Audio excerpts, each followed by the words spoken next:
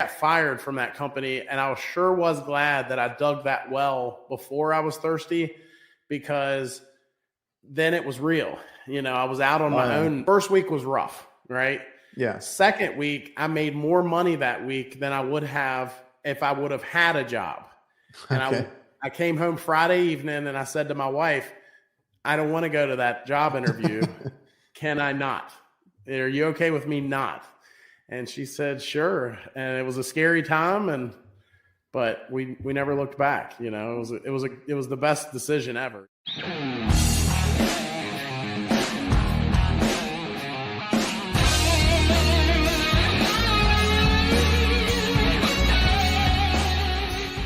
Hola, what's up, everybody? Welcome back to the Reliable HVACR podcast. If you guys are watching this on YouTube, make sure you're subscribed, like, comment, all that good stuff. If you guys are listening to this on the audio podcast, wherever you listen to it, please leave a review, get this show out to more people. And if you guys are watching and listening, I truly appreciate it. We would not be here without you.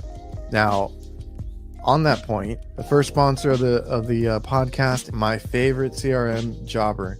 Now with Jobber, we can do professional invoicing and quoting, at its base, but it has so many more features. You can schedule, which we use for reoccurring maintenance. So every 6 months, this thing will remind the customer. There's so much more you can do to message customers, set up reminders, set up scheduling. You can do more with checking in and out. You have price lists. You have tons and tons of features. If you guys need help organizing your business and helping it run smoother, it's been night and day for us. We came from paper invoices. I looked at or into other softwares, and there's a lot of complaints on other ones, and one of the big ones is affordability. Now with Jobber, they have really great prices. I promise you, they have something for anybody starting and needs just the basics, and then as you grow, you can get into these much bigger plans, and it grows with your business. So if you guys are interested in looking more professional, being more organized, it helps me get these invoices and billing out much quicker. In turn, we get paid quicker. So if you guys are interested, I can get you a free trial and discount if you go to getjobber.com/reliable HVACR. And another sponsor of the channel now is VETO. VETO Pro Pack, hands down, my favorite tool bags. Now, you guys have seen me rock a whole bunch of VETO bags, and I have nothing but good things to say. If you ever have any issues with them, they do have a 5-year warranty, but the quality is there. You're going to hear me say that a lot about VETO Pro Pack, is the quality, the different kinds of bags, and the thought process that goes into each of these bags. Now that I've seen how they design them and the stuff they're thinking of putting out, all the new stuff that comes out, like they really want to cover every aspect or every need of any technician across many different skill trades. Whether you're a tech that carries a laptop, you need a lot of power tools or a lot of hand tools, like they have a bag for you. Just some of the best bags I've ever had, because I used to rip a lot of the other brands you see at the supply houses or that were there forever. And now VETO Pro Pack, second to none, never had an issue. Go check them out. All right. Today we have a great guest. We have Joshua Griffin. If you're not familiar with him, I've gotten a chance to kind of get to know him. He hops in on my channel, my live streams, and then I've gone over and I enjoy the stuff that he does on his channel. So his YouTube channel is the HVAC Home Guide for Homeowners, but it's not what you think it is. It might be directed to help homeowners with the news on their systems, what's coming out, refrigerants, things like that. And I think that's beneficial for techs too, right? Talks about the new refrigerants coming in, the old refrigerants being phased out, inverters, new systems coming out, stuff like that. I find it interesting personally. And then he does do a little bit of the watch out for this, watch out for that, don't get scammed for this or that. There's bad apples in this trade, and I'm not going to defend that. it's good that he's putting the word out, the news out there. I find it interesting. Like I said, go check out his YouTube channel. I know he's starting to do more social media stuff. We'll get into all that because he did own a business, run a business. You know, he came up in the trades and then decided to sell his business. So we'll go over that too, how he's doing social media, all this other stuff. So this is Joshua Griffin of Griffin Air, also the new HVAC guide for homeowners YouTube channel. So without further ado, give him a nice howdy welcome and enjoy the show. Josh, how are you doing, man? How are you doing today? I'm good. How are you doing? I'm doing pretty great. I've had a good year so far and staying busy. I was talking to a couple guys over here in Virginia, and things are slow for a lot of these guys. I wouldn't know now, and we could talk about that later. But yeah, Like things are a what little kind slow of right now. what kind of weather do you guys get? Like, is it cool out? It's cool, but we had a couple days last week that we reached almost 70 degrees, and so it's not like cold. It's not cold enough to make people miserable and pick up that phone. Yeah, we're like in that middle. It's weird here. I don't know. Maybe it's the same over there. Like it's like 50 at night and then like 70 during the day. Like it feels even hotter because of the sun beating down. Uh-huh. And we're getting into that warm part of it, but it's like right around the corner, right? It's like 70 and then like it wants to get hot, but not quite. So for us, we do a lot of maintenance around this time. So I'm getting like backed up with maintenance. Yeah. Yeah. It's a little chillier than that here. We're probably during the day mid-50s, on a good day, and then some days, around 45 to 50 degrees is going to be your day temperature. So it does get a little chilly at night, but Well, yeah, to me that's cold.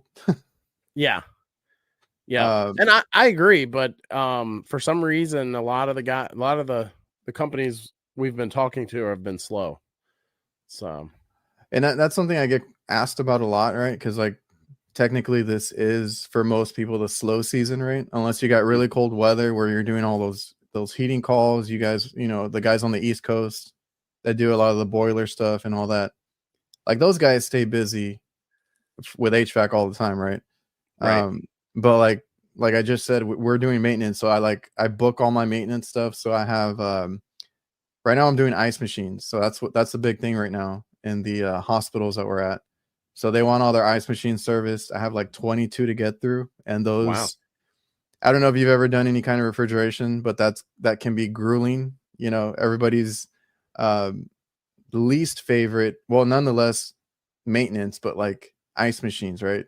Yeah. Because those, you disassembling them, emptying out the bin, running all that ice machine cleaner, you're there for a few hours if you're doing it the right way. And I got 22 of those to do right now. I can only imagine. So how long does it take you to do one ice machine? If I'm like really on it, I mean, it'll only take me like these specifically will only take me a couple hours. Being multiple floors on a hospital, there's a little bit of me trying to figure out where the hell they are. For one, because I haven't serviced these in a long time. Their maintenance crew wanted to do them after a while, so then like we stopped doing them for a few years, and now they're like, I don't know why, but they're like, now can you take care of them again? So there I am, like with my little iPad trying to walk around, like, is there an ice machine over here? Is there one? Like I'm asking everybody because I have like 22 to find, and I don't know where the hell they are. I don't remember where they are. So like it's a couple hours to do the maintenance, and then like add an hour just finding the damn machine. That's funny. They're hiding on you. Yeah, man, and it's, some people don't like it, some people do. My brother's okay with it because I kind of stick him with all the maintenance stuff. He's been a good sport about that because I really don't like it. Yeah. I actually had some calls come in this week, even though I'm backed up on ice machines, and I was like, oh, thank God, I can kind of step away from the maintenance and go do some real calls, because there was a bunch of like old walk-ins that needed to be fixed. And I get more excited for that than doing maintenance. But maintenance pays the bills. It keeps us busy in the slow season. So like after this, I have about 18 to 20 stores that need AC maintenance, and I'm going to be up on roofs doing that. Yeah. Yeah, it's that time of year for sure. Um, I think that's part of the the sauce, right? The secret sauce is trying to figure out ways to stay busy when it's quote unquote off season.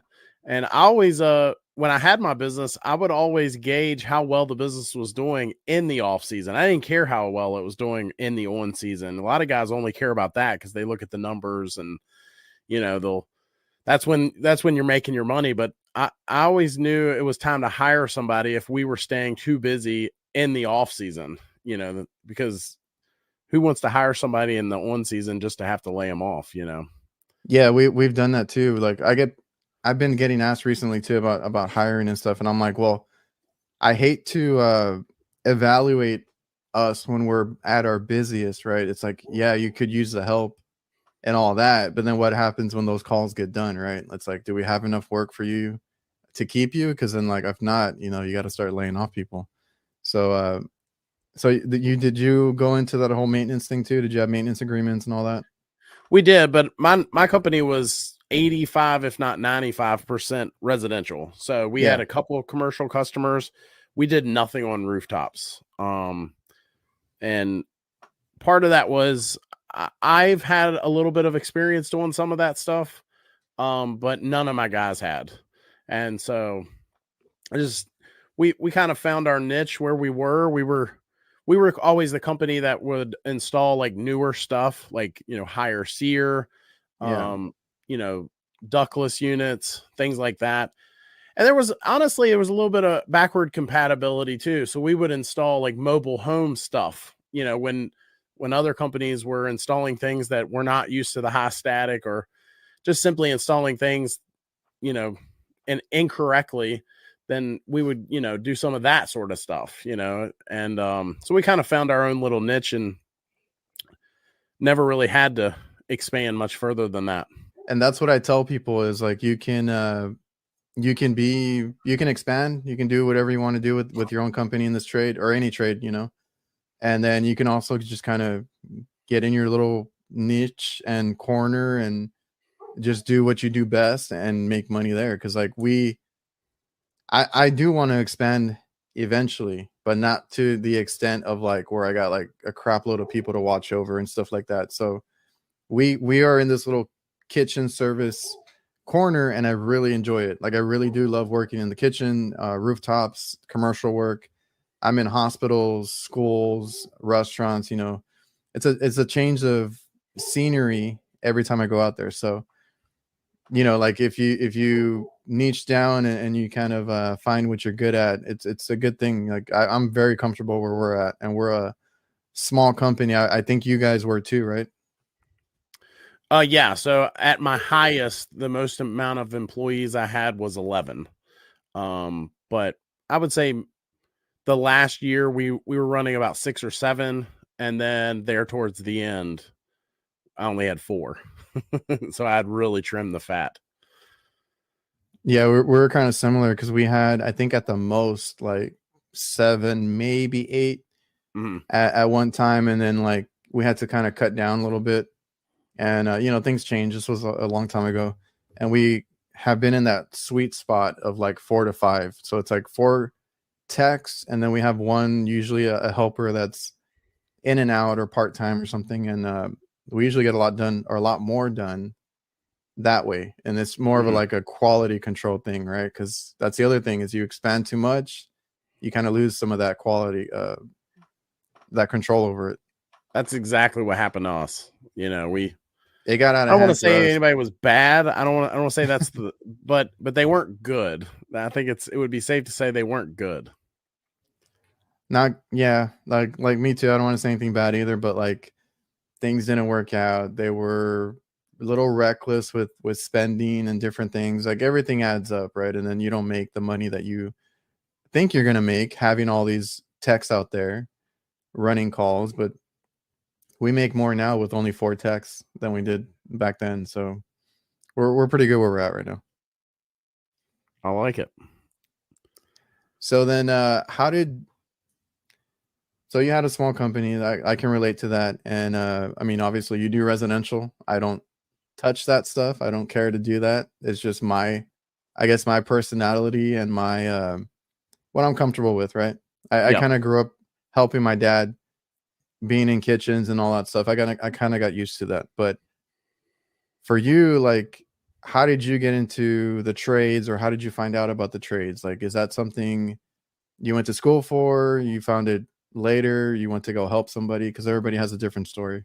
Yeah. So for me, I knew I didn't want to go to college, and I grew up poor, and I didn't want to go into a bunch of debt. I knew my parents couldn't pay for school, so for me, trade school was the best option. I felt like, and at the time, there was no heating and air class in the school that I went to. Uh, there, there, I think there is now. I've been told, but anyway, so I went to school to be an electrician originally, and I did that for a number of years. I think almost 5 years. So from age say 18 to 24 ish. No, I'm horrible at math. 22 ish, 22, 23 ish. I Yeah. worked for electrical companies and only did that. So in fact, it was mostly industrial and commercial, companies. So I did very little residential when I did electrical. And anyway, make a long story short, I chased jobs and ended up moving different cities and ended up at a company that did all three, and Oh, loved it, and fell in love with heating and air. And that's where I found it. And then I eventually moved on to working for a company that did property management, and I was their heating and air guy. And that was kind of cool because we had so many different there was no residential or commercial. We had one yeah. building that had a chiller or a cooling tower, I'm sorry. And then we had other buildings that had just simple, 80% furnaces. And, I had a couple buildings that had steam boilers, some hydronic boilers.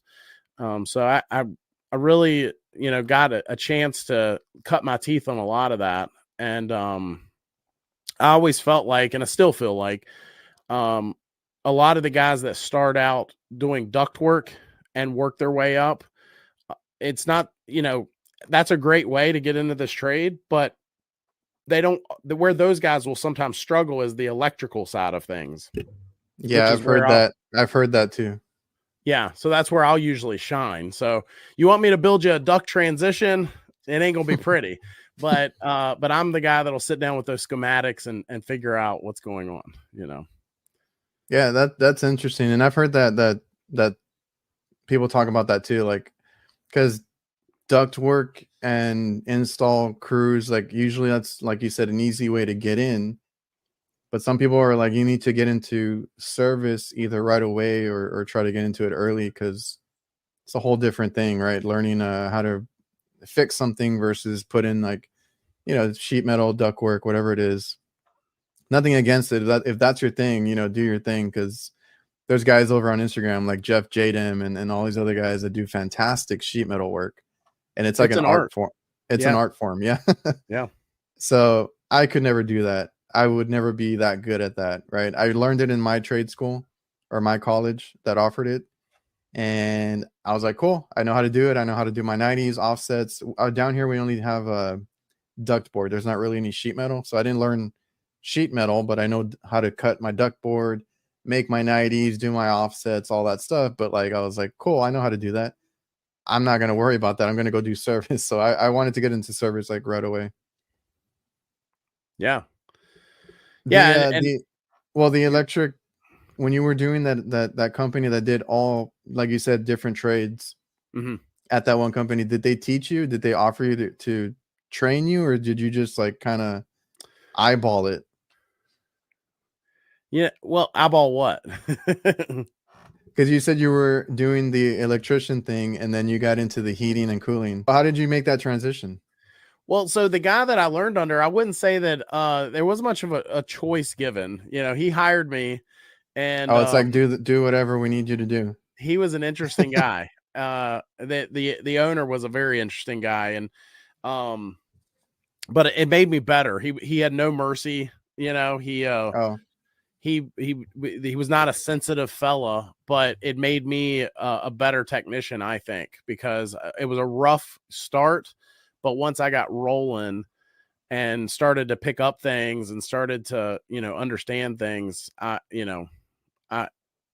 was rolling pretty good there, So I hire these guys. I've hired these guys before, and they'll whine about, certain things, and I'm like, dude, you would not have made it with the guy that I learned under. You just would not have. So You wouldn't have made it a day. did they just throw her into the fire then? Like, figure it out as you go? Yeah. I mean, I remember at that particular company, I remember him throwing me on this house, putting in attic fans on the roof. And, that was something I had never done. It was miserable. It was hot. Here's the other thing I learned was, and this is something I would always kind of instill with my guys, is the quicker you get it done, the quicker we can get off this roof.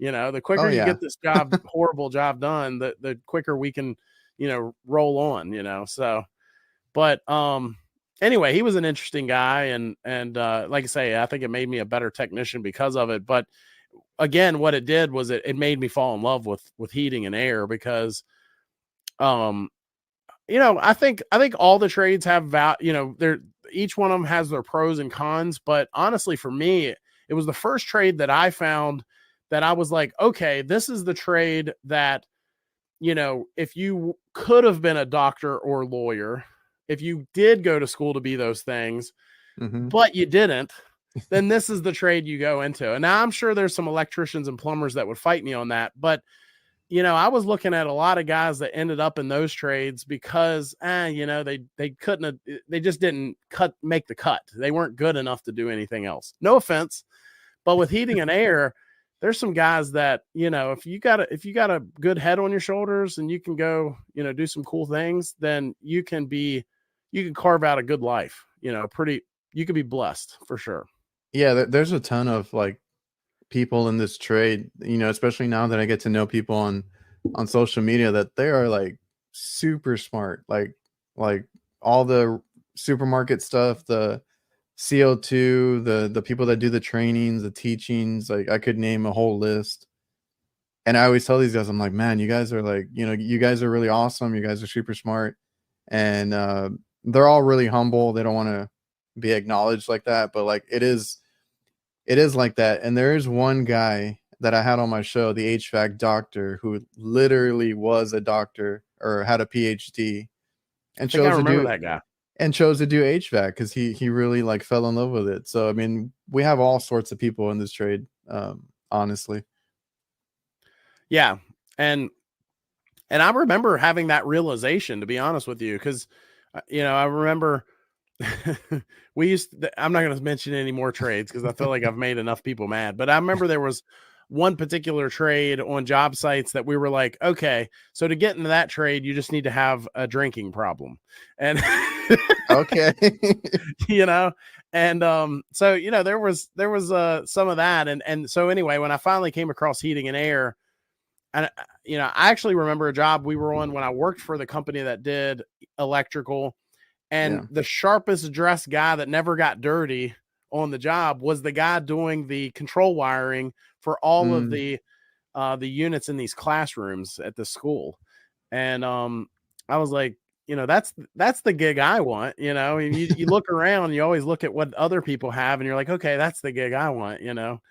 And the controls. And there's a lot of different things you can do also just in the HVAC trade, because there's guys that want to go into the control side, the higher end stuff. There's guys that like to be in the field. They're, getting dirty and all that, which is cool.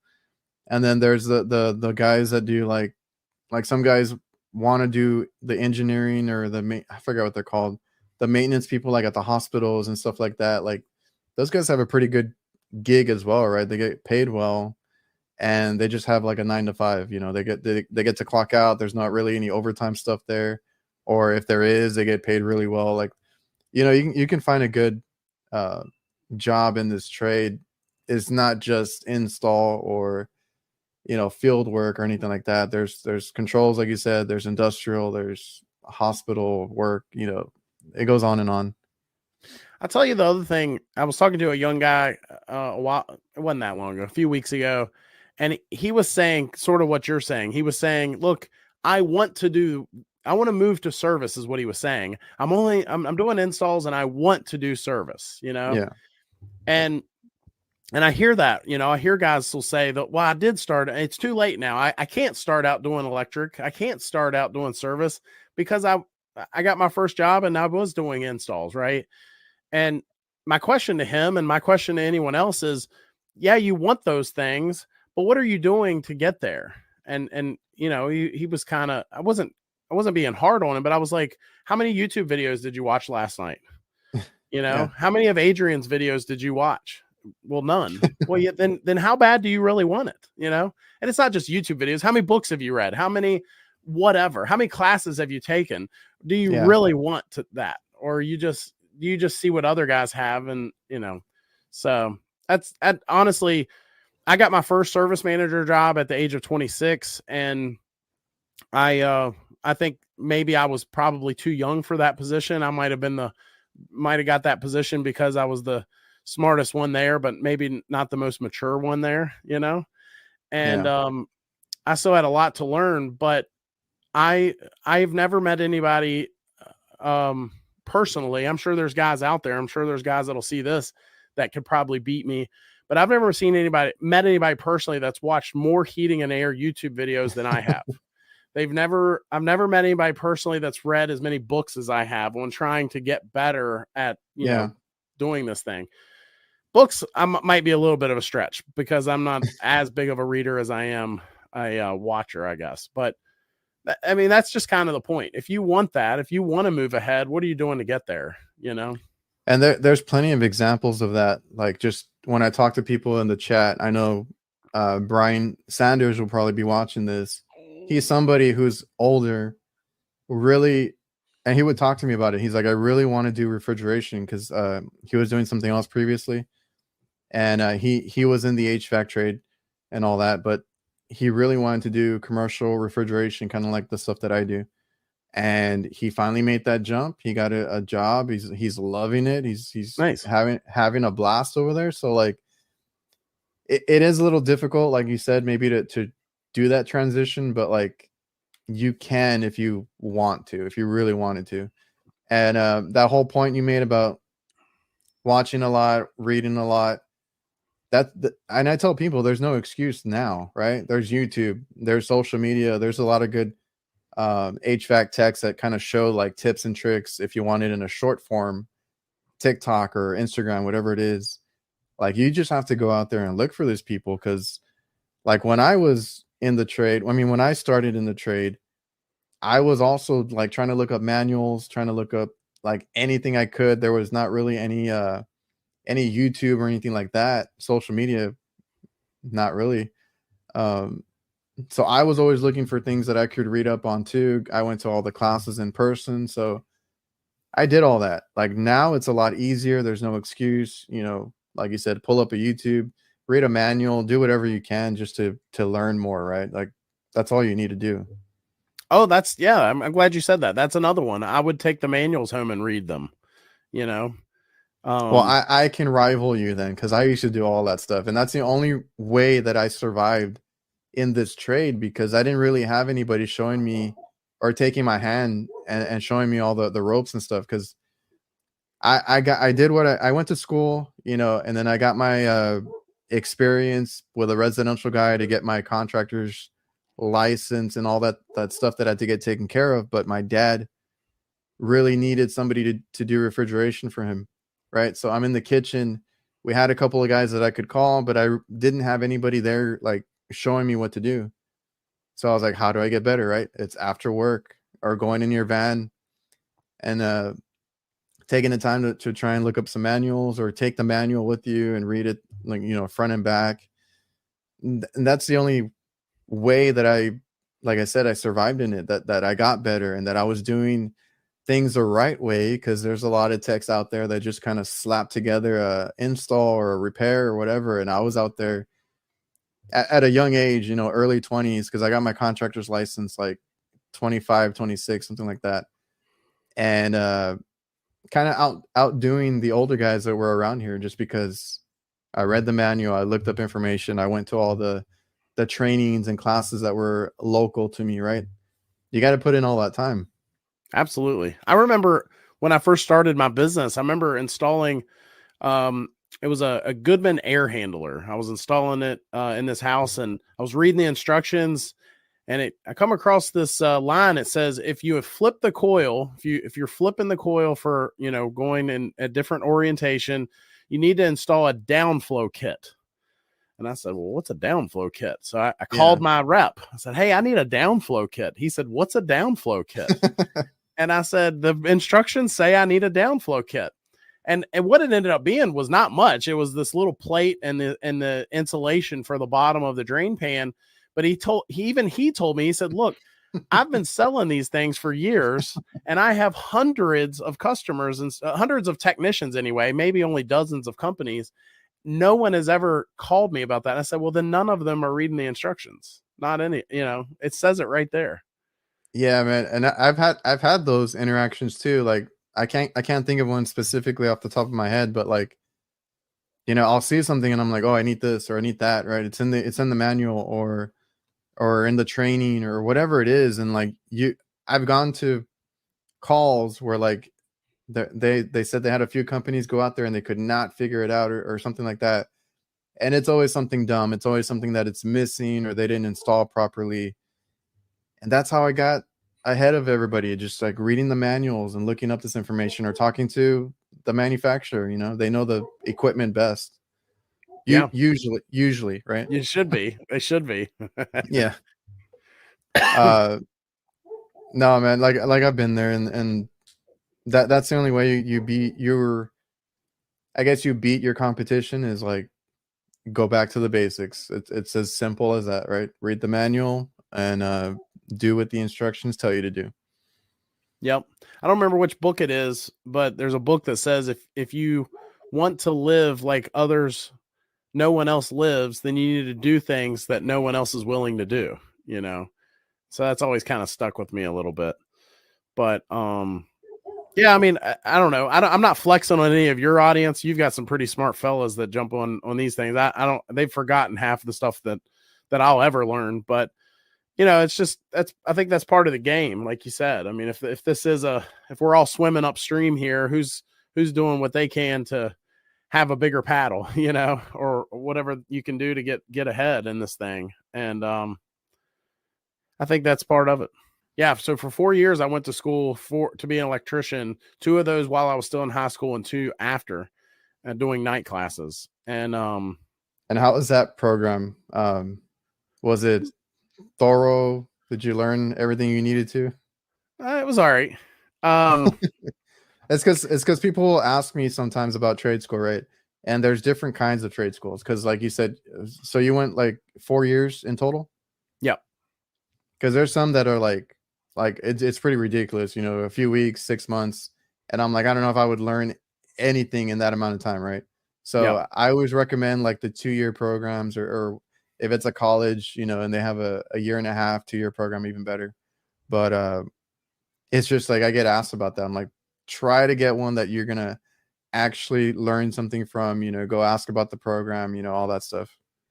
Yeah, I've done YouTube videos on trade schools. I'm a little hard on them. I'll say this. So the electrical program that I went through, it was very similar to a lot of the heating and air programs, meaning we learned a lot of theory. We learned a lot of how it works, but not necessarily, or how it should work, but not necessarily how it actually does work. Right.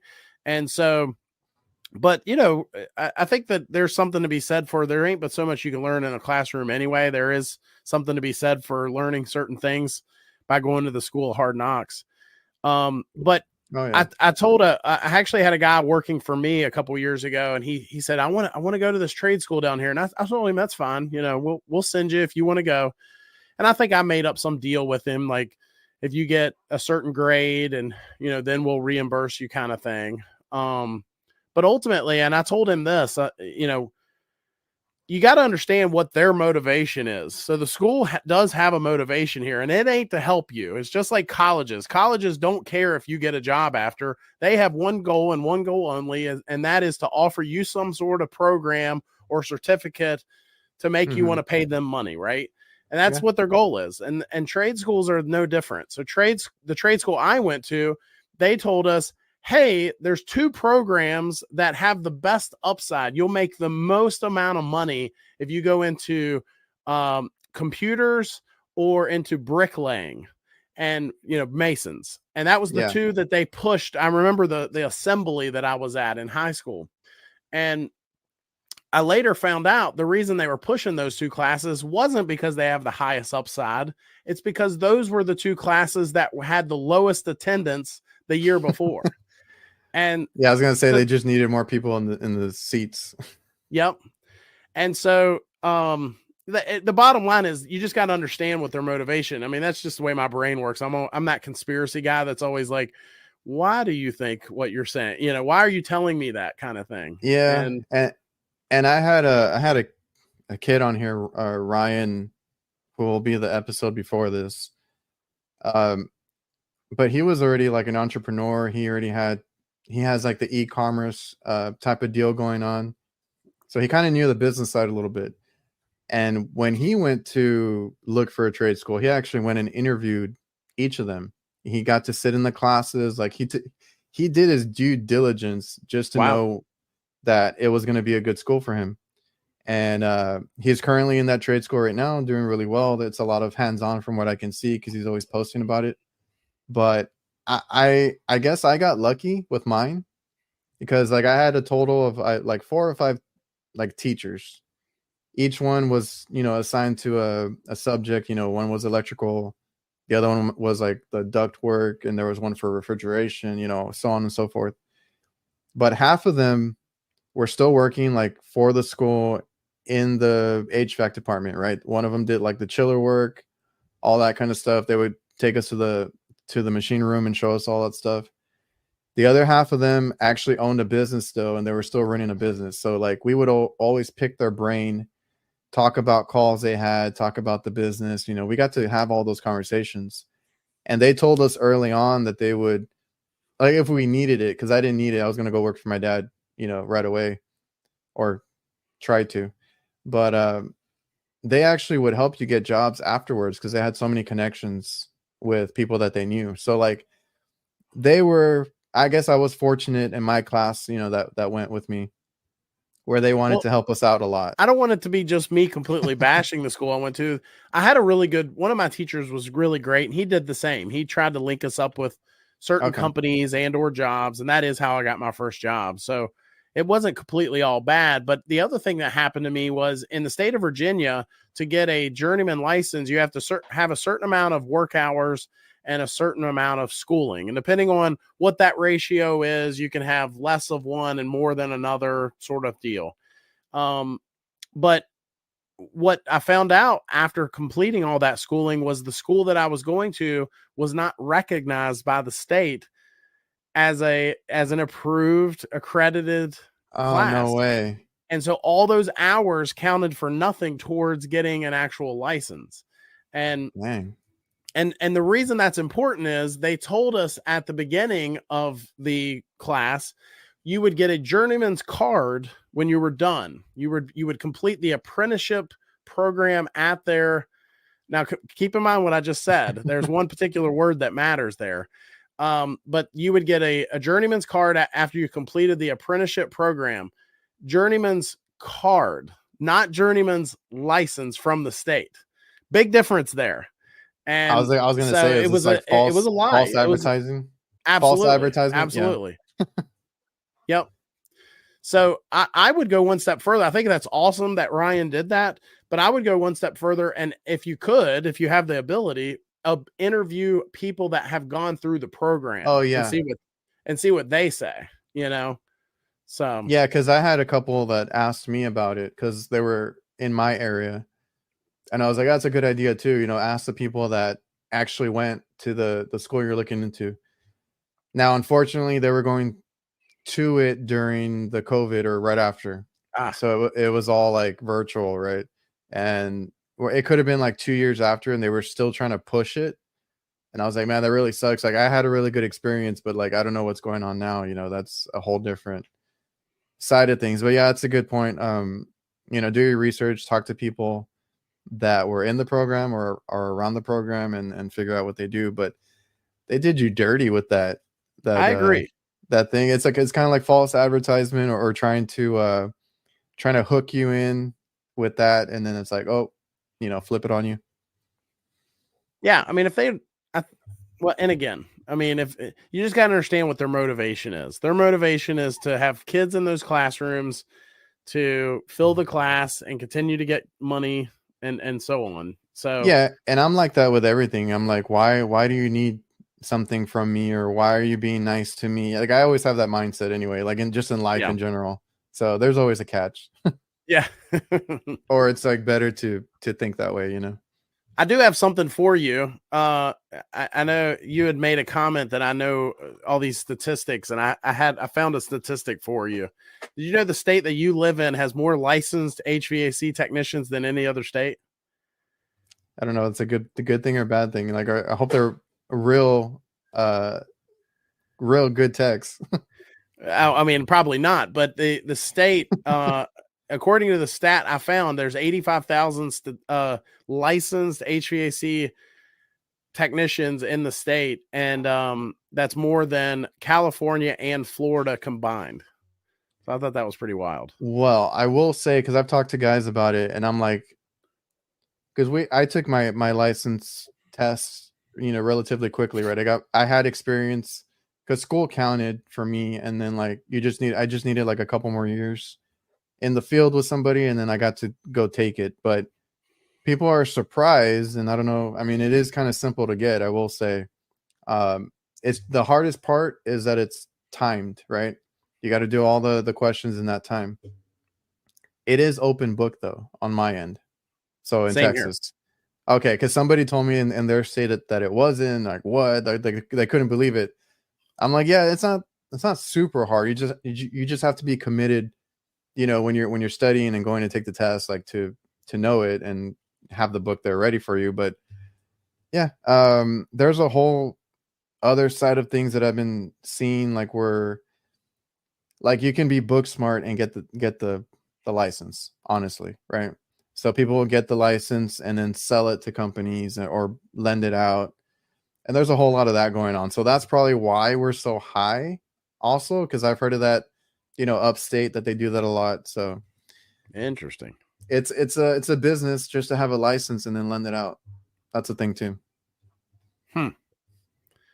Yeah, I have not been approached by anyone since I sold my company about anything like that. I've heard of guys being approached with things like that, but Yeah, I'm sure I'm trying to remember. I had just talked to somebody about it, and that's why. Oh, I think it was when I had Walter on, because the company that he was at actually paid for people to go get their license, because they wanted, as long as one of them has it, they're covered. So I think that's how they maintained a license in their place of business, right?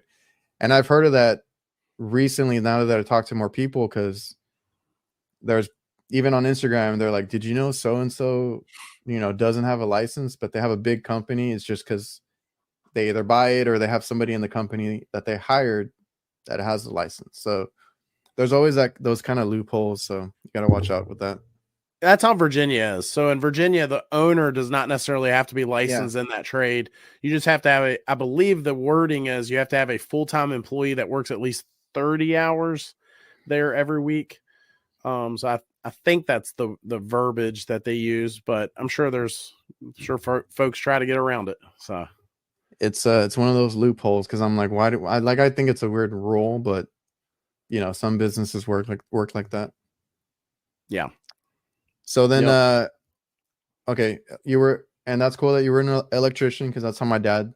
Well, that's what my dad did too, and he moved into the food service industry. But you did that. You learned heating and cooling, and you had other jobs. Like, when did you decide that you wanted to start your own business? When I had the worst boss ever. Oh, okay, that's what drove you.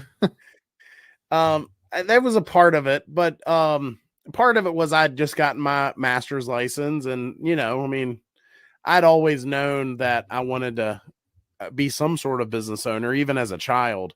When I Okay. when I grew up in the trailer park, the wealthiest guy in the trailer park was the guy that owned the trailer park. So I remember that, and so uh, I was working at a company and got my master's license. The company was a property management company, so it wasn't like I was Oh yeah. moonlighting and stealing customers or anything. But I did start moonlighting, and it's a long story, but the short version is I got fired from that company, and I sure was glad that I dug that well before I was thirsty, because then it was real. I was out on Oh my yeah. own, and I booked an interview with a company, a job interview, on a Saturday 2 weeks after I was fired. And so I started, quote unquote, I became self-employed. First week was rough, right?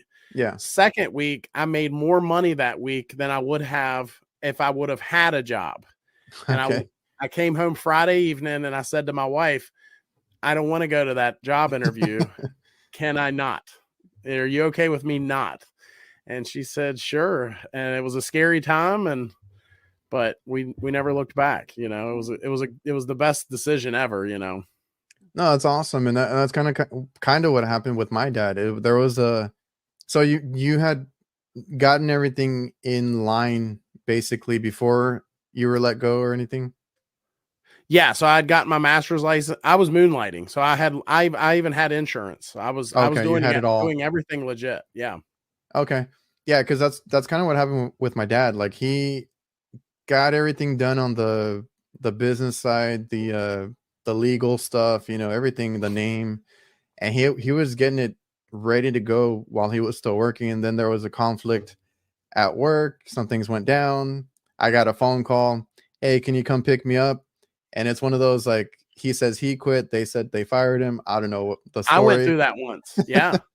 Yeah. So I was still working at like a grocery store, or it's like a Sam's Club, and I used to work nights, so like he called me during the day or early in the day. I was like half asleep, and I was like, "What the hell happened?" And he's like, "No, I need you to come pick me up." So I went to go get him, and then like that, he always says that's the best thing that ever happened to him, because he was not sure about starting, right? Even though he had everything in motion, he wasn't sure how to start. He was afraid to start, all that stuff that you go through when you open up a business. And he's like, no, that was the best thing that ever happened to him. And then he hit the floor running after that. And like you said, there's going Good to for be a him. rough there's going to be a rough patch, right? You're like, Yeah. I don't know if this is going to work. We'll see what happens. And then you start making that money, because like anything in the trades, honestly, I mean, I'm particular to HVAC because I feel like that's an easy one to kind of make money in. Um, he was in the kitchen stuff, obviously, first, because we didn't have an HVAC division then. But yeah, man, he was in demand after a while. Like, even with that, they do need good techs, because like he was one of those, and I mentioned on your show that he did all his trainings, he learned all this stuff, he was reading books in his off time. Like he went from electrician to food service, and he really like dove into those books to learn it as well as he could. And now he's the guy that can go and fix something that other people can't fix. And it's really cool to see.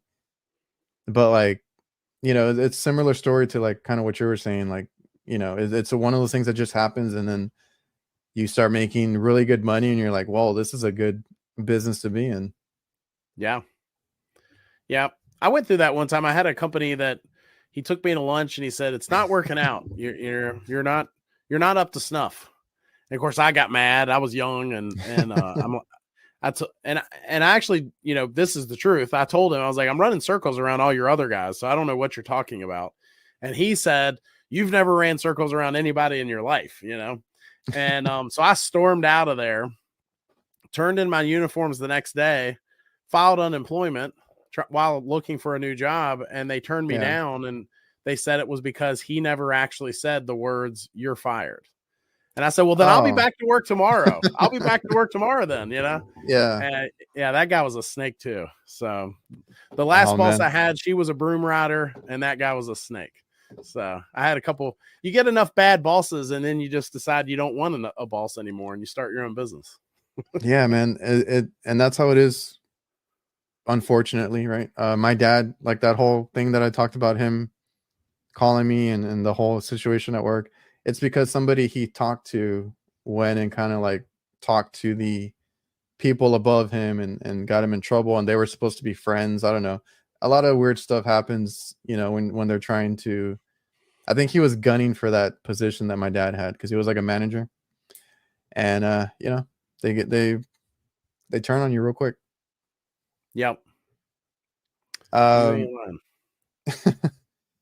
okay, so then you started your own business, and that's a good feeling because, like you said, like once you kind of go that self-employment route, it's really hard to go back to anything else because I like I worked for my dad. It's technically his business, but I get to run the HVAC side and I do all the behind the scenes stuff anyway. But like I get to set my own hours, set my own, I get to pick and choose my work. I love doing all that stuff. And then you get to kind of do your own thing. And I get to make all my kids events and things that they need to do. I mean, you're not going to make everything, business comes first. Unfortunately, sometimes, right? You got to pay the bills, but for the most part, I can make all the school events, take them when they need to go to the doctor or something, something like that. Even during that whole COVID thing, I was the one that was flexible with my schedule. So I was watching him, my son, and like doing the whole at home teaching that I was not very good at. So I was like, I don't even like doing school myself, but let's give it a try. That's awesome. Yeah. I I don't didn't have much enjoy to add on it. that. I didn't enjoy it, but I did it. Yeah, no, that's awesome though. I think my only rebuttal would be family comes first, man. Family comes first. Those customers can wait. That's everybody's like whenever I ask people about like what do they like to do outside of work or hobbies or anything like that, a lot of the responses are family time, right?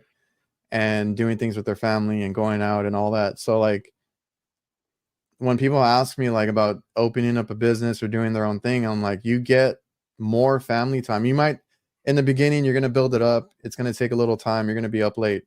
You know, it is what it is, right? You got to build up the brand, but you get to reap those benefits later. It's like you get all the family time in the world that you want. Like we had a lot of, or we had too much work when we started, and we had to start thinking like we can say no. That was a hard thing for us to do too, is like learn when to say no and tell the customer that it can wait, especially like if it's just like an AC or something. Like if it's a freezer, a lot of product, if something is expensive, then yeah, I got to go out in the middle of the night. But most of the time it can wait, spend time with the family, the kids, and do all that. So the family time is important, like you said, and you can do a lot of it when you do your own thing.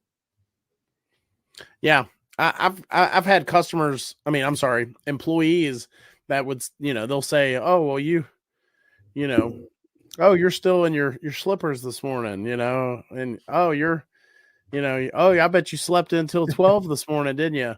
And what they would say all kinds of things, but if they only knew, when you own a business, man, all those nights they get to go home, they get off work, they get Oh to lay yeah. their head on their pillow at night, they get to see their families. All those nights I was, working on my website, sending out proposals, invoicing the customers, working on my next YouTube video, I mean, just all that stuff that I was doing. I'm a night owl anyway, I'm just not a morning person. I'm I'm the same way. learning. Yeah. I'm learning to be more of a morning person because I've also learned that the more you say that, the more you believe it. So I'm trying to stop saying it so much.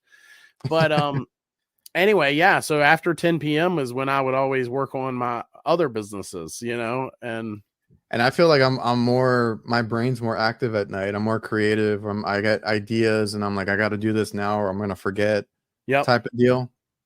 So yeah, I've been there, doing the late night, even if it's like invoicing, quoting, like you said, sending out stuff and emailing. I always end up doing that late at night too. And I get a little envious and jealous of these other guys that just get to clock out, right? 5, 6 o'clock, they get to clock out and don't think about work. And then all we do is think about work 24/7. Yeah. Yep. You never turn it off. I was weird. The week after I sold my business, it was the first week. It was the first week in 12 years that the phone didn't ring. And I had like, I don't want to say no stress, but it was like, I went from level 100 to level 12 real quick. And it was so weird, so it was crazy. I can imagine that's a weird feeling. If going from a business owner to like kind of chilling out for a little bit. Yeah. But I mentioned your YouTube channel earlier. It's doing really well. And if anybody wants to go and see a fresh, young, clean shaven Josh, you can go digging around his YouTube channel. They're still up there. I'd seen them. So you've been on there for a while. What made you kind of want to do the YouTube channel? Was there like a goal in mind when you started it? Absolutely. So the goal was when I started Griffin Air, which was my business, there was nobody in my area that had a website except for one company. So I built the second website.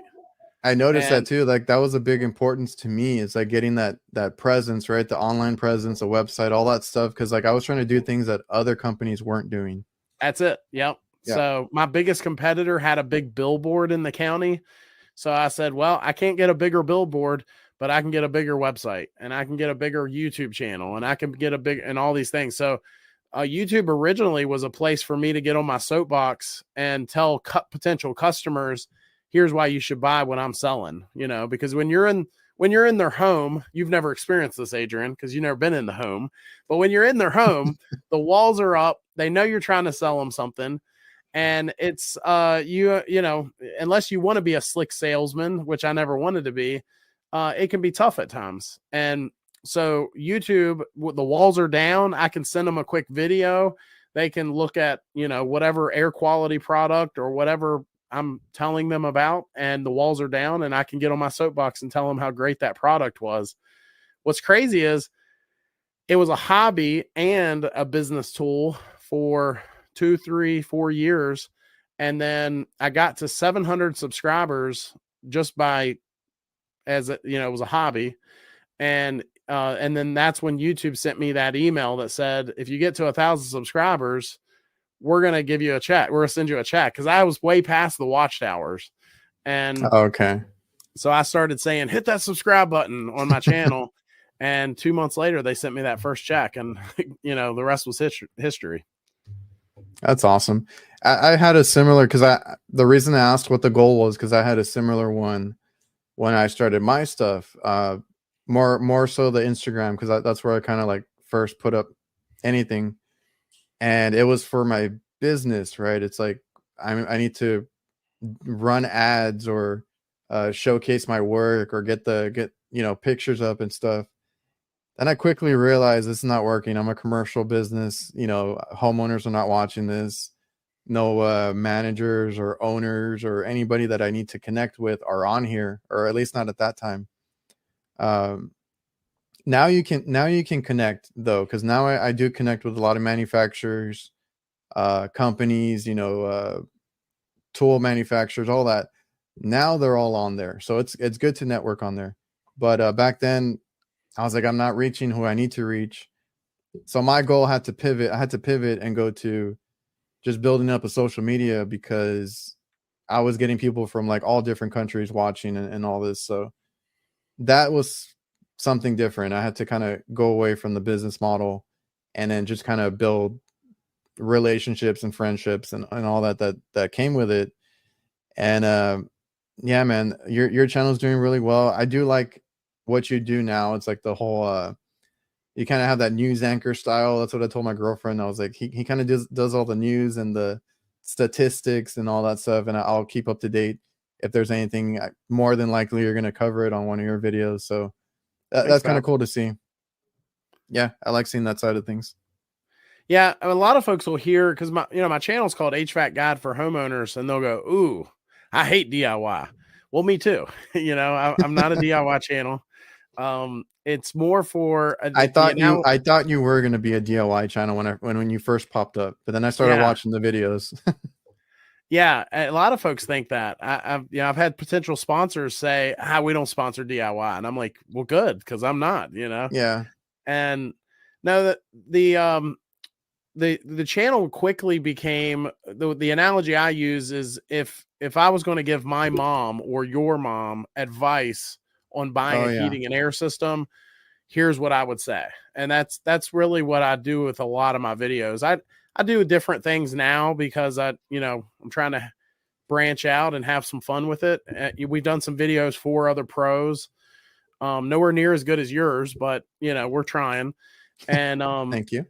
yeah. But that's really what our target audience is. And I think that, those folks, I think there's a lot of folks out there like that, right? They don't want to be DIY, but they also don't want to be taken advantage of by some of the guys that are in our industry that take advantage of people, unfortunately. Yeah, So my phone is blowing up because I posted a meme today about a $2,000 capacitor. I put in the captions that it was a joke, and like there is like full on arguments in the chat about, or in the comments about HVAC techs are scum of the earth. I'm like, no, not all of us, but there are some. yeah. Yeah. So yeah, I just had to throw that in there because my phone has been going off like crazy. That's pretty clever, actually. Pretty clever marketing or I was post just you did talking. there. I was just talking with somebody because I was like, man, like, because we were talking about social media, and like, I still have yet to figure out TikTok, but I still post on there. And I guess we're talking about like views and how they're up and down and stuff. Then I posted that, and I replied to him like, well, controversial videos still do well. Everybody's like going crazy over there. A lot of homeowners don't understand something that a lot of guys don't talk about enough in our industry. And that is, people talk about, diagnostic fees, and they talk about, flat rate, and they talk about all these different things. But the thing they don't talk about enough, in my opinion, is they don't talk about non-billable hours in our industry Oh enough. yeah. And that's why a lot of folks struggle with the pricing, and why it does, if we are putting a $10 part in, there are even guys that will get into our trade that they just don't understand that yet. And because I remember getting in the trade and saying, well, it only took me 10 minutes to put in, and it was a $10 part. Why are we charging? Back then we were charging $175 to put it in, and Yeah, that was my issue too. The same mindset. yeah. And then I think that the second you make that click, that there's so many non-billable hours in comparison to electricians and to plumbers and to tile guys and to painters. I remember I had a drywall guy. He had to fix we had an air handler leak. It never happens to anybody, but it happened to us, right? We had an air handler that the float switch failed, and we had water coming through a ceiling. So we paid the guy to fix a hole in drywall. The entire spot was 4-foot square section, and his bill was $1,200. And I remember saying to him, I'm like, just so you know, insurance not paying for this. I'm paying for this. So, Oh yeah. what are we doing here? What are you charging me per hour? And he said, well, what do you charge per hour? Well, it doesn't matter what I charge per hour because I have so many non-billable hours. I'm a heating and air guy. You're a painter. There's a difference there. It's not because I'm better. It's because I have so many non-billable hours in my industry. And that's really what it boils down to. Yeah, and me and my dad struggled with that, right? Where it's like, well, we don't want to charge too much. I mean, this was like too easy, right? It's like, but no, like, that's why some people do those fixed rates or whatever they're called, just to go put in like, if it's a certain part, there's a certain price, right? Yeah. We do more of the per hour thing because we're commercial. They kind of try to keep track on us about that, but still, I'm not gonna go out there just for, because like somebody was trying to charge me They wanted me to go down to like the per minute or per half hour. I'm like, no, that's not how it works, right? Like, Right.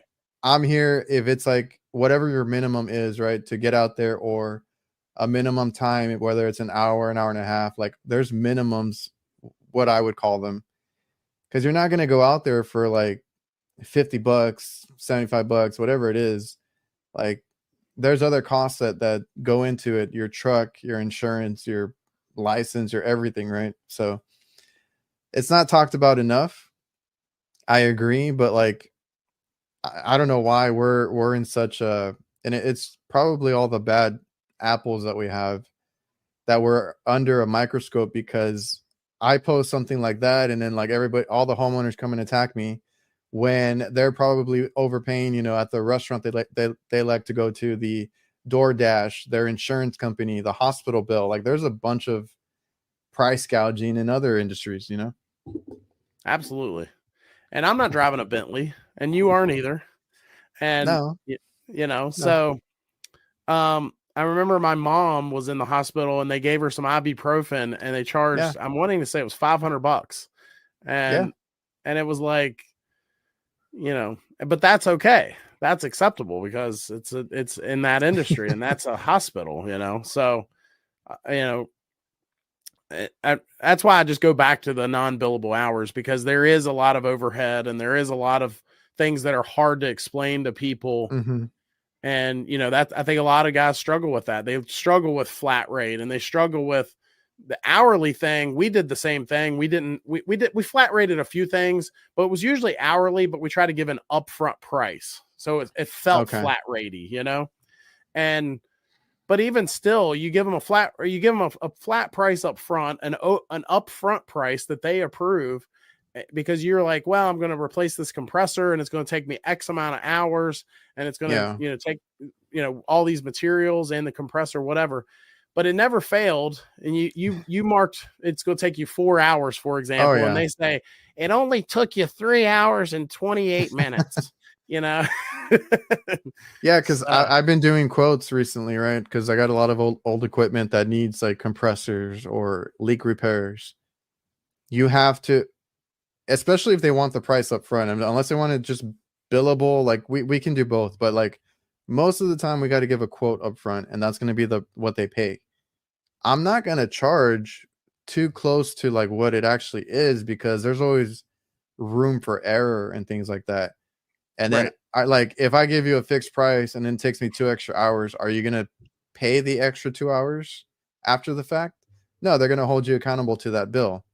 Right. So there's a lot of factors that go into it. And we struggled with that at the beginning, but we've kind of been, comfortable with how we do things now, where it's like, overshoot it a little bit, have a reasonable markup. I'm not charging $2,000 a capacitor, by the way, if anybody's listening, but it's reasonable. And everybody loves to like, in those comments are like, oh, I found it on Amazon or eBay for like $5. So I'm like, okay, you go wait for that shipping. I got it on my truck. That's another thing that you pay for, right? Like, I have it. Yeah. The inventory. Yeah. I mean, I think you reap what you sow, but if you're charging a fair price for a fair job, considering you have so many non-billable hours, none of us are driving Bentleys. At least none of my friends are. I mean, I know there's a couple guys out there that, anyway, I'll get off of that, but yeah, so I think that's just what it boils down to, can you sleep at night? Are you doing folks right? Like we mentioned earlier, you recently sold your company, and I've been talking to a lot of guys that actually have been doing that, or I actually know like Jake Kraus from the HVAC Nights group that we have. Him and his buddy actually bought a company, and that's how they built up theirs. So I'm still new to all that. I don't know how all that works, but like, what made you essentially want to sell it off and go a different route?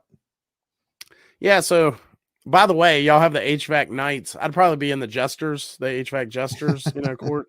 I'd be, I'm the next crew over. No, I think there's a lot of reasons, right? But I think ultimately, a couple things is I've been blessed. You know, you start making YouTube videos and some doors have opened because of that. And so that's been, you know, surreal and good, you know. I'm no big deal. I'm not the guy, but someday I'd like to be a guy in our industry, right? But that was part of it. And so I was already thinking about it. I'd accepted a few offers from companies giving me bids about not quite a year, but close to a year before I actually sold the company. And fast forward to I believe it was October, I was approached by a local distributor who said, "Hey, we have to fill this position to train some of these folks, and I've seen your content, and you know, the bottom line is, had I never hit that record button, I'd still be just some Oh, lowly guy fixing air conditioners up here in the small town that I live in." So anyway, make a long story short, that paired with I had a really hard time finding good help. And I know that's what everybody said, but I had a few bad apples come through enough for me to say, my gosh, you know, I'm not a babysitter. I'm not your mama. And I'm surely not welfare services. So if you don't want to do a good job, then, you know, it just put a really bad taste in my mouth. And so the stars just aligned, and I had a company that was willing to I think I could have got more money, but it wasn't about the money. I wanted a company that was going to take care of our customers, honor our warranties, and take care of our existing employees that wanted to stay. And so I went with a local competitor, and I think it was the right move, especially for, you know, our customers and the one employee that stayed. so they took care of like everybody for you, basically your customers, your employees, and you were able to move on basically. Now, do they keep the name? Like, does it work? Is it the same company essentially, just without you? So Because they like are it's dissolving. named They've after you. merged. What's that? Because it's like named after you. Yeah, so they bought the name, but they're not gonna work under the name. And honestly, because I have a YouTube channel, that was a big thing. You know, they've acquired other companies before, but they said they had never dealt with that before because for me, you know, I have all these YouTube videos where it says Griffin Air on my hat, and Yeah. I don't want someone that actually now owns that brand to be able to come to me and say, you need to take all that content down. And so I wanted to, that was part of the negotiating, and they call it licensing. So I had to license the name, and there was parameters with that. And it was a lot, you know. I will say this, if you ever do sell a business, make sure you get a good lawyer. I had a good one, and, you know, it was well worth it. That sounds like a lot to deal with. I've actually had a few guys offer to buy mine too, or ours, and I'm like, no, like I'm pretty happy where we're at with it. And I just told my dad because he does like the hot side, and he train, or you know, he takes care of that. I was like, if you don't train anybody to do what you do, I mean, I'm putting it on myself that I do want to learn that side soon, but I was like, if you don't start training people to do what you do, I'm just going to turn it into reliable HVAC, because right now it's reliable kitchen services. I was like, I can do the name change real quick. Yeah, that's funny. Um, Um, I learned so much in that small amount of time that um I don't think I'll ever own a business again. But I could be wrong. But if I ever did decide to start you know, a heating and air business again, I've learned so much that I know that you know, from what I know now, I could yeah, grow it, you know, tenfold and I, sell it I've yeah, tenfold. I've heard the same thing. I've known now a handful of people that have sold their companies, Hmm. and they all say the same thing. They're like, well, like they're not interested at the moment to get back into it or in the near future, but if they ever did, you know, learning from mistakes, obviously, or doing it one time, that they're like, well, I could probably build it up real quick and get back into it if I really wanted to. But Yeah. now you're doing training essentially, right? So is Yep. that for a manufacturer or distributor? It's for a distributor, so it's not for a direct manufacturer. But they do have certain brands that they sell. And that was part of it too. So the company that bought my company, they sold the same brand that I always sold, which was Daikin. And then now the Yes. distributor I work for sells Daikin. So I it's was kind like, of yes, all in we the know. family. I've seen the videos, the Daikin tour, all that. I know what your favorite flavor is. Yeah. What would you call it? The Daikin Kool-Aid? Yeah, I'm drinking the Daikin Kool-Aid for sure. I'm sure there's comments that are going to pop up and they'll say, well, it's the same as Goodman. And it's not. You know, if you're talking, if you only ever sell 14 SEER systems, then fine. Yes, it's the same stuff. But if you ever branch out and sell something outside of just the normal single stage stuff, you would start drinking the Kool-Aid too. Because it's I think somebody's got to be king, and for me, if I had to pick someone, it would be them. I think that as far as residential goes, they're king. Being in the field and stuff, and you start noticing like when I started, I thought every manufacturer or name was distinctly different, and I was like, wait a minute, these all look the same. And then like come to find out they're all the same. They're all made by the same person, and just slap a different sticker on there. At least with the simple stuff, like you said, what I see and all that. But you got to tour that Daikin facility. Are you supposed to go back for anything with them? Yes. So they, I'm hoping to go back a whole bunch for lots of different things, but the only thing I know for sure is because I'm drinking the Kool-Aid, they have a conference that they invite new potential dealers in to explore, the products, to give them a little sales pitch, I guess. Wine and dine them and give them a tour of the factory. So I'll usually, I went down once for that and hope to do it again. That was a really cool experience. And, you were the only one they allowed to film, from what I remember. Right. Yeah. So I was definitely the first. So there's things that, and there were still things they wouldn't allow me to record, proprietary things. But yeah, so there was things that, I'm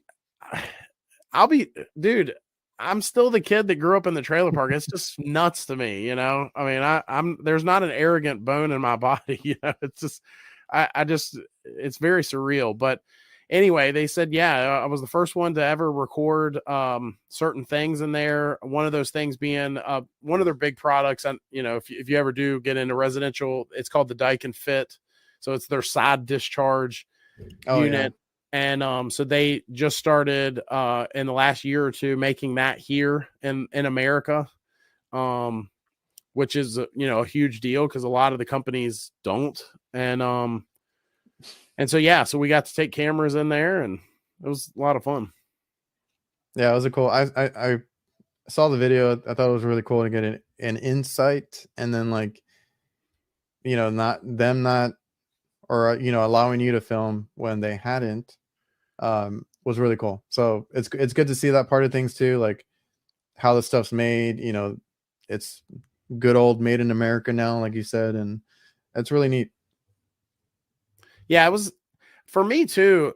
If you watch the video, just meeting some of the people, and you think I'm drinking the Kool-Aid, some of those people are drinking the Kool-Aid. They're chugging it. They just they're really believing in what they're doing, and I don't know. Everybody has their preference, right? I grew up, my family, we were Fords. Everybody drove Ford. Oh, yeah. And then I had cousins, and they all drove Chevrolets.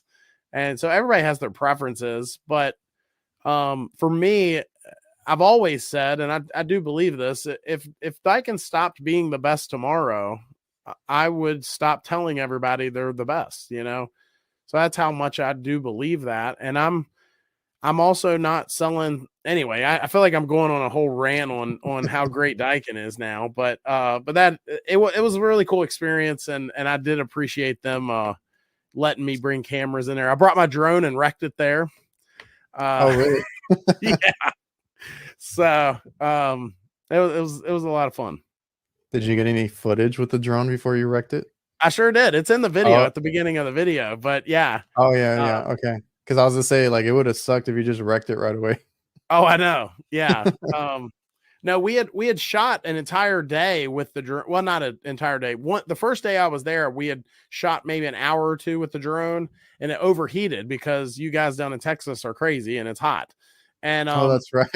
so I had to put it away, and then so we came back a couple days later and did it again, and there's this overhang at one of the parts of the building, and I was paying attention to the security there because they're they want to make sure you're doing things right and you are who you say you are. Not just anybody can just walk up and walk in. Yeah. And I'm paying attention to them and just ran the drone straight up and hit the blades hit the roof, and it was I mean, I don't know how much a drone is anymore because it's been a while since I bought it, but they're not cheap, and I'm over there about ready to cry. No. Oh no, they're not. Because I looked into it too, and I'm like, it'd be kind of neat to have a drone, and I'm like, no, never mind. Yeah. But yeah, man, because you came to Texas for that tour, and that's why I have issues trying to record at work because my phone just instantly overheats. So Really? that's why I started buying like these little GoPro or not GoPro, DJI cameras and stuff like that, so that it could last a little bit longer than my phone. Yeah. Do you have the new DJI, the Osmo 3 Pocket? Yeah, I got that one. I love it. Me too. I just got it, and I'm in love with it. It's really cool. Sweet. I used it to film a little bit at AHR. I don't know if you've ever been to those expos. I went last year. I wanted to go this year, but with the whole company sell, it wasn't going to be doable. But yeah, I'll be there next year. I think they say it's going to be in Orlando. Yeah, apparently everybody's going to that one because this time it was in Chicago and a lot of people were not feeling it, but it was still super packed. So I've been to the Vegas one, the Atlanta one. I didn't know you were there, but Vegas, Atlanta, Chicago, and then the only one I have not been to yet is Orlando, but that's the next one. Nice. Yeah. No, I'm definitely going and love to meet you and all those folks. Hopefully we can all do something. But yeah, I think the Atlanta one, I don't know that we knew each other yet. I think it was like a week or two after that. We were like, oh, you were at HR? Oh, yeah. Oh, yeah. Yeah, so, and it's hard the best part of it is meeting like fellow technicians and everybody you see online and stuff. Like that's what I had done this last time at the Chicago one. And I didn't get to go to all the booths that I wanted to go to, right? Because like they do show some cool stuff. Yeah. But I was just hanging out with the guys, just going around talking to people. And that was the best part. But it's really hard, especially the Atlanta one. I don't know what about it. Like it was a lot of walking. It was it was a lot to take in. And I got lost a few times. It was everybody said the same thing. It was a little confusing, at least the Atlanta one. But seeing everybody, talking to everybody, that's the coolest part. And then like you get to see some cool stuff, competitions and different things that they do. I do feel like every year they're getting a little better at like engaging with us. Like I said, they do the competitions, like who can build the mini split the fastest, or do sheet metal, or do all this stuff. So really cool experience. More than likely there's a lot of people going next year. If I get to go, like I would love to meet you, get to talk to you, and anybody else, because a lot of the guys in the chat or that are usually in the chat have said that they're going to go too. Yeah, it's gonna be. Orlando seems like it's such a cool place anyway, but yeah, it's gonna be a lot of fun. Chicago kind of sucked. Like it wasn't horrible, but like I'm from Texas. I'm like it. I was a little scared because like that first night that I got in, it was like now the week before it was like negative. I would not have survived in that. So like the data that I got there, I think it was like 20, which was manageable, but like I had never seen snow before, and I'm like, what the hell? Like really, you've never seen it? That's cool. We only get it like once every like 10 years, and it's only for the morning or whatever, and then it goes away. It melts. So like that was like real snow, and I was like, holy crap! I had like 3 or 4 jackets on. I was like terrified, but it wasn't that bad. It's just that I was very scared going over there. Yeah, no, next year is gonna be a lot of fun. We definitely need to get some of the folks together. Well, Jake and Curtis said they're going to go, so I'm looking forward to that. Yeah, those are the nights, right? Yeah, because Curtis tried to get him to go this year because me and Jake had went, and then he was like, "No, I'm not going to go." And then he's like, "Damn it, I missed out. I should have gone." And he's like, "I'm going to go to the next one." So we'll see him there. How'd you get linked up with those guys and start the cool club, the HVAC Nights Club with the round table? The cool kids. Cool kids. It's like with anything, like they used to comment on my stuff, and then I would like check them out and comment on their, just kind of like how me and you basically, started talking. And that's the cool thing about it. Like it's hard now to kind of go through all the comments, but like I do try to go through them, and you never know, like some of these guys are pretty cool, especially the ones that actually post. You get to see them and get to know them through their videos. And I don't know, we all just got along really quick. We might be very different, like on screen, but we all have the same interest, hobbies. We're very similar, even though we look very different, right? or act very different. Kraus is up here, Curtis is like so, and then I'm like probably the least energetic one of the bunch. Yeah, and congrats on the award, by the way. That was really cool. Thank you. I need to figure out how to display it. It's over here. Oh yeah, there it is. But I need to redo my background. I'll do it soon. I need to redo my background too. I'm gonna have to lay some new brick. So you got your sign back there flexing on everybody. Everybody loves it. I won it, so I was like, awesome. Just in time when I was doing or starting this podcast thing. So I had a green screen for a while too. So I was doing green screen videos with I tried to do like a newsroom behind me or something. And it was pitiful. So now I'll just do the brick. So. I've wanted to try that, but I think you need like a really good camera for it to come off, or like to look well or good. Yeah. But I never got into it. I'm like in a small corner over here. I know it looks better on camera, but like I'm just in a little corner over here. Gotcha. Yeah, I'm actually building a little studio for my YouTube videos, and I'm hoping to get a little something better when that all happens. But we'll see. Eventually I'll get there. Right now, I had a workbench area in the garage where I can kind of like work on stuff, and then I can shoot some of my like tool videos there.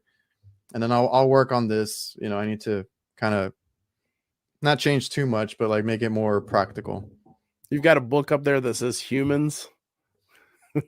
I don't read books. That's my girlfriend's bookshelf. It looks cool, right? It. Yeah, it does. Yep. All right, man. Well, I don't want to keep you too long. I don't know if there's anything you want to kind of close out on. Any advice for any guys? Stay humble. And just learn what you can, and shoot, most of your audience, I should be learning from them. So I don't really have anything huge to say to them. In fact, I am learning from them. I'll jump on your show sometimes and just, watch the chat or of course watch the show and your guests and stuff. But I do appreciate you having me on. I've been a fan of yours and your content, and I do appreciate that. And, hopefully we will do something again. Yeah, I was gonna say and I appreciate that because I've watched your stuff. That's how we've connected and stuff and that's how it works. Most of the time, you watch each other's content channels, and I felt like some of these I might have cut you off a little too soon. I feel like we could do an episode again sometime on some of these topics, and it was fun, man. I like having people on to get to know them, and that's what this is about. Like I've had some really good stories on here. I appreciate you sharing, the whole selling the company, what you did before and what you're doing now. So thanks again for coming on, man. Yeah. And you need to have your dad on. I think we talked about that when you were on my show. So you need to have. I know. bring Pops on, and I can't imagine some of the stories that he has. So anyway, I'd have to tell him to chill out a little bit, but yeah, we'll get that done soon. tone it down. Tone it down, Pops. All right, man. Well, like I said, I appreciate you for coming on. Everybody that's watching and listening, I will see you guys next time.